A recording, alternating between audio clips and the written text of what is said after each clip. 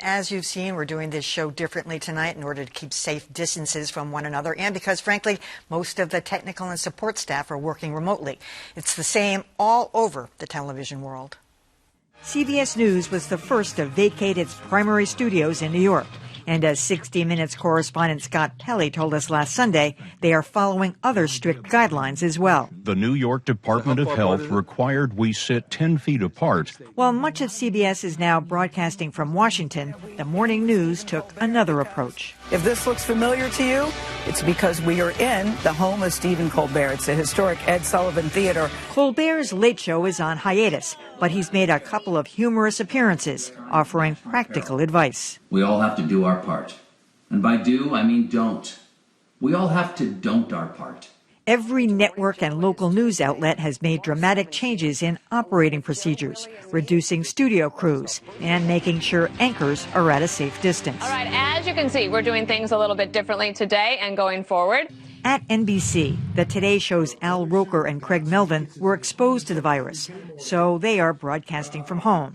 And lead anchor Savannah Guthrie is now doing the same. Never has this happened before. We've got Hoda in our studio.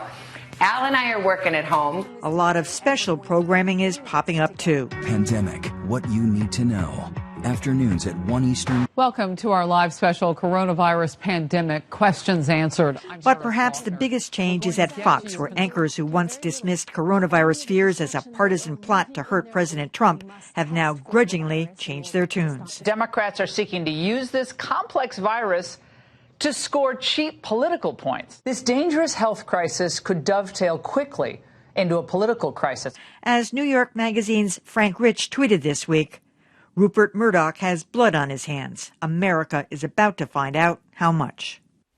All right, I'm joined again by Adam Reilly and Dan Lothian. I just want to start with the Foxes.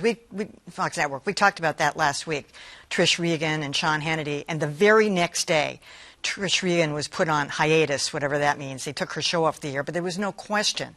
It was because she had claimed that this whole thing was hyped up by Democrats and the liberal press to make President Trump look bad. So somewhere along the line, either Rupert Murdoch himself or someone at that network has decided they need to take a different tone. Look, I think it was clear that it was not taken seriously there at Fox. And part of it was that if they take their lead or trying to support the president, the message coming from the White House wasn't serious, right? I mean, there wasn't this somber, serious tone from the White House. And so they essentially were mimicking that, perhaps taking it to another level. I will say this, though.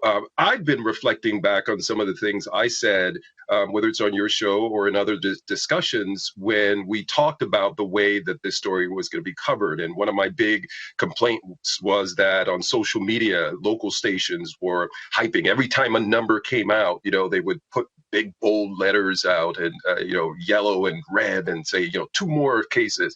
And I thought that was being hyped a little bit. And in retrospect, perhaps it wasn't.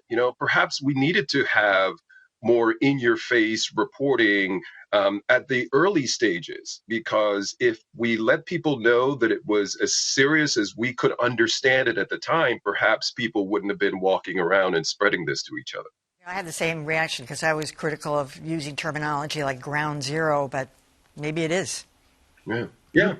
That's an interesting point. I've actually thought, and I think I might have been on a different page than you two when we talked about this a few weeks back, I've actually wished that the press, which I think has been doing a good job by and large, was reminding people right now, the media as a whole was doing more to remind people, yes, there is this terrifying increase in the number of cases, but that is due almost certainly in part to the fact that we're testing more for it now. It doesn't simply indicate this thing is spreading like wildfire. It also indicates that we're becoming more aware of it.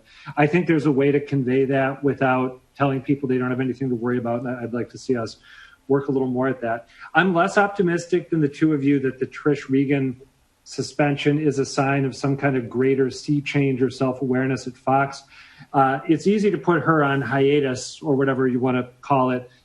They didn't go after Sean Hannity, you'll notice, and he has consistently been incredibly reckless and incendiary in terms of making arguments that are likely to negatively affect the health of hundreds of thousands or millions of people who watch him. So I felt like she was, and that monologue she gave was completely insane and unhinged. But they're going after the low-hanging fruit. They're making her a scapegoat. I'm not convinced they've got it together. We saw in the setup piece, Greg Gutfeld give a little, what do I care? This is weird shrug when they were talking about how they're all sitting at safe distances. So let's not give them too much credit. Also, I got to note, the Boston Herald just this week published a column by Howie Carr, which was very 1 or 2 weeks ago, Fox, talking about how essentially, and I'm paraphrasing, he always leaves himself a little bit of plausible deniability, but the gist was, look at this coronavirus thing. It's just another example of the Democrats finding a hoax to go after the president. I'd like to see the Herald exercise a little more editorial restraint, but I don't know if anyone there is capable of telling Howie Carr, no, you can't write this, or no, we're not going to publish this. So, Dan, just looking at the next couple of weeks, I mean, is this going to be the new norm? Are stations going to start dropping shows because they can't maintain it? I mean, if somebody gets sick on the staff, we're going to see a snowball effect here. Well, I do think that there will be, the business is going to look a lot different than we remember it and than it is right now. And I've seen incidences in the past whenever there was something dramatic and we had to come up with another way of doing it.